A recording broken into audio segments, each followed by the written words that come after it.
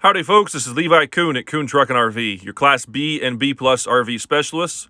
Please check out our website at truckandrv.com. That's truckandrv.com to view all of our inventory. And we'll put a direct link to this particular RV in the description below. If you follow that link, it's going to take you over to our website where you can see the pricing and the information on this unit. However, once this unit is sold, that link will be removed as that web page is no longer live.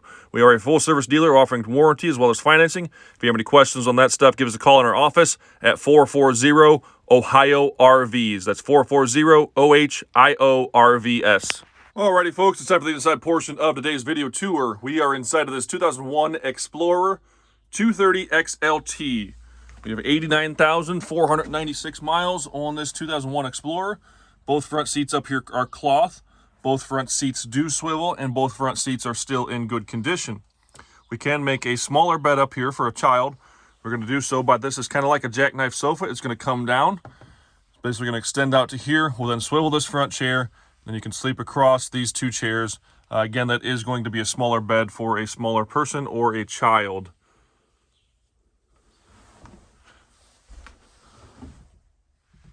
White cabinetry all the way throughout makes a nice bright feel in here. Again, passenger's front seat here is also cloth and is still in very good condition. We'll go down the passenger side here first in the kitchen area. Got a small storage compartment on the end. Flip up counter extension to make your countertop a little bit bigger. A little bit of storage underneath the sink. We do have a single basin kitchen sink with chrome faucet. Cover for the top of that gives you a little extra counter space when you need it. A nice stainless backsplash back here behind the 2-burner cooktop, which has a lid. I'm going to lock this in to hold this up, like so. Again, 2-burner cooktop, that is all stainless there. And also, if you want to close that, you can use that for a little bit more counter space as well. A few little cupboards up top. The refrigerator is newer. It is just a 2-way, so it's going to operate on 110 volt electricity or propane. It is the automatic style electronic control board up there. So if you put it in auto mode, it's automatically going to switch between the LP and the 110. So if you unplug, it'll automatically switch itself over to propane, plug back in, or start the generator. It'll automatically switch back over to the 110 power source. That is a new fridge. We actually installed that. Does have the small freezer compartment up top, just like all of them. Microwave is just over top of this chair here. That is just a regular microwave. It is not, I repeat, not convection. It's just a microwave. Thermostat for the propane furnace. 110 outlet over here in the corner. A 12 volt outlet there.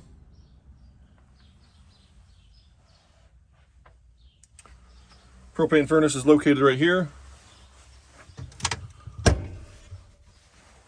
Pantry.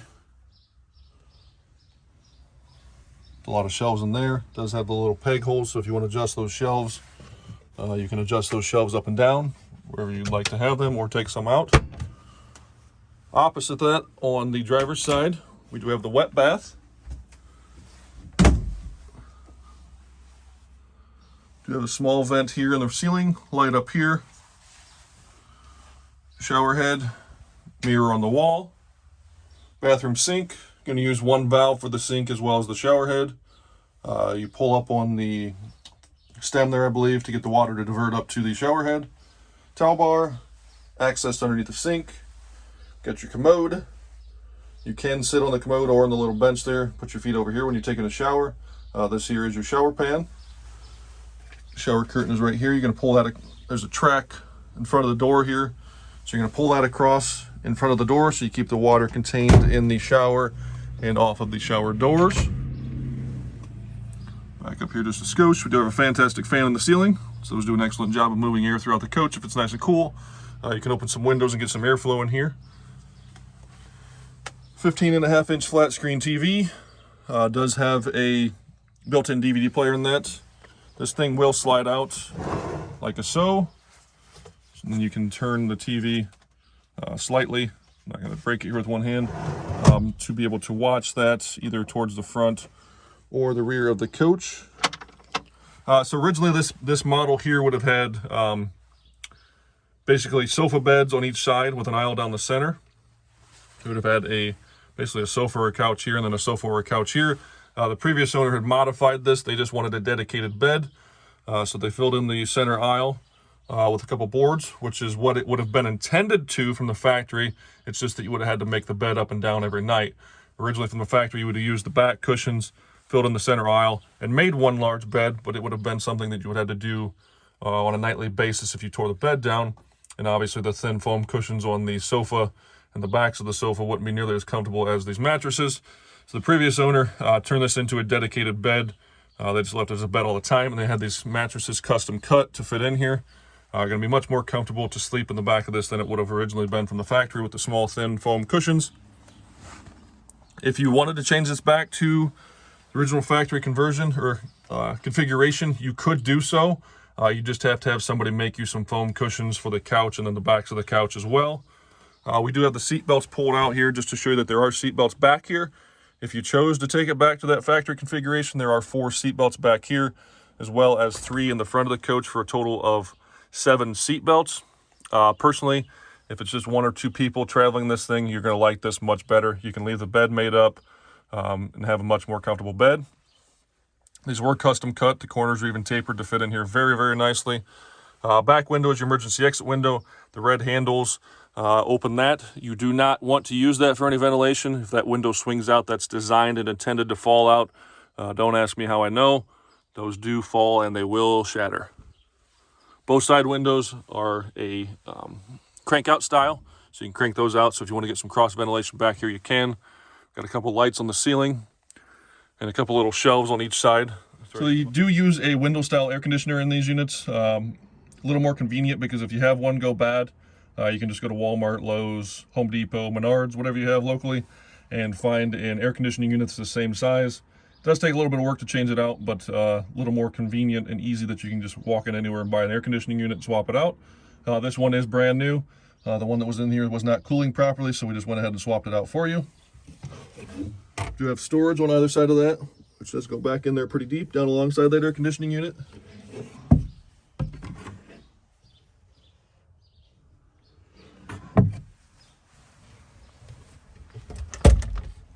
This one here is intended to be the wardrobe. There would be a rod up here. Looks like somebody removed it. You got the little thing there still for it. Just got to prop a rod in there and hang clothes in there if you want. You could also build some shelving in there if you needed more shelves. Bed back here, I forgot.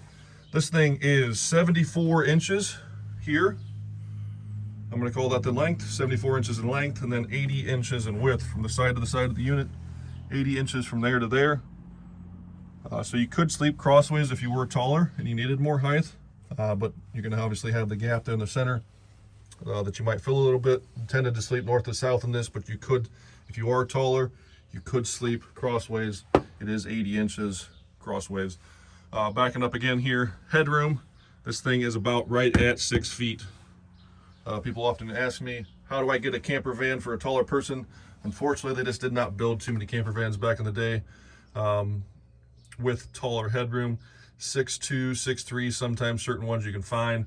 Most of these are built about 6 foot. I am 6'2". Do you get used to it? For the most part, yes. You just have to get used to not knocking your head on things. Well, at first you do, but get used to ducking your head, which being 6'2", 6'3" myself, I'm very used to, and I'm sure most of you other taller people are. That it's just a common thing that you get used to ducking your head over the years. Okay, I'm spun around here now. I'm actually sitting on the bed. Trying to give you an angle towards the front of the coach here. There is a privacy curtain here, so if you want to pull that across the aisle, if you do have a smaller child or person sleeping with you up front, you can give yourself some privacy back here by pulling that curtain across. I've never trusted stairs. They're always up to something.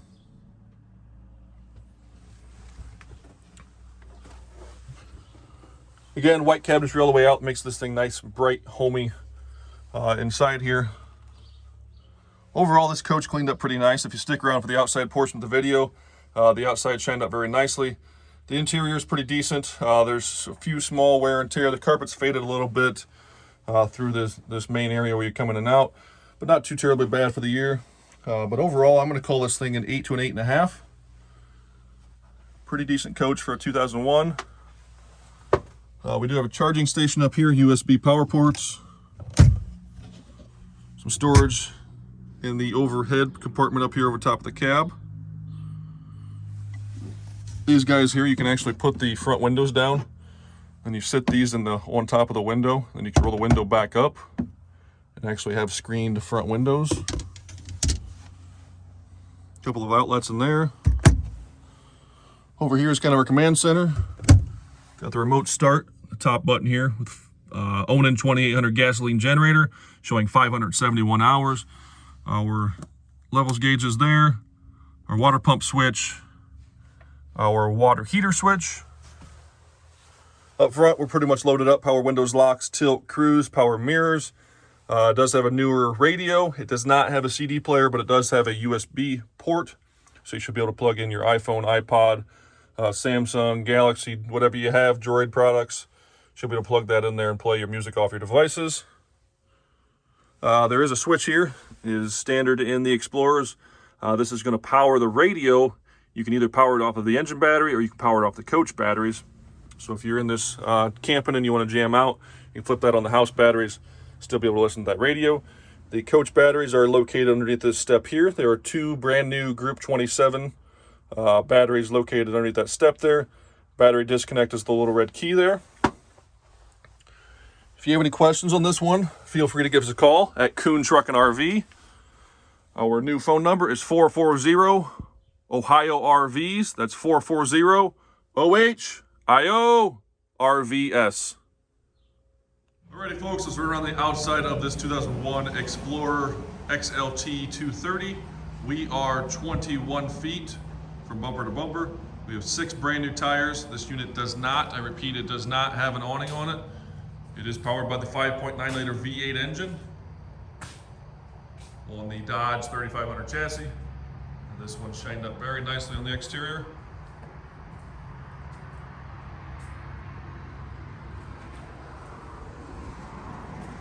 A couple of vents here for the refrigerator. So allow that fridge to vent as well as give you access to the back side of it for service. Vent for the propane furnace. A couple of exterior outlets. Vent and access to our water heater.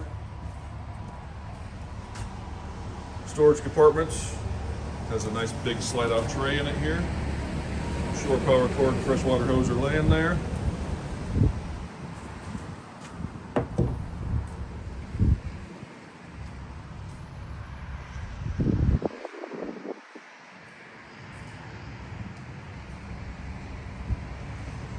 Tow package down bottom. You can have a small storage compartment on the back end. It has your tire jack and tools back here. It does go for the most part all the way across, but it is pretty shallow here. Not a whole lot of depth. Good for hoses, cords, stuff like that, as well as the tools that are obviously already in there.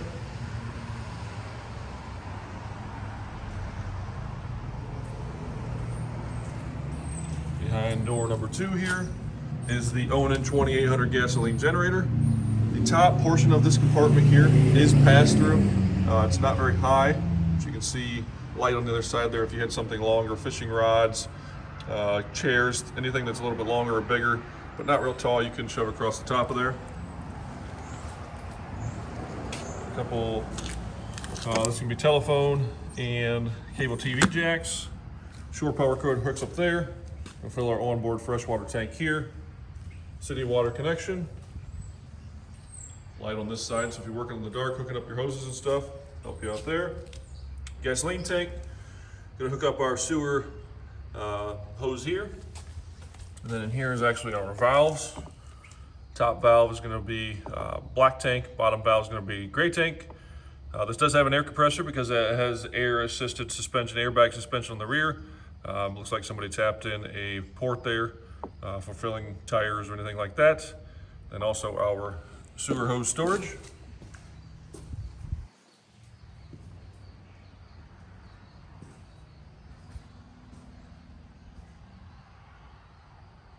Outside of this unit shined up very, very nicely.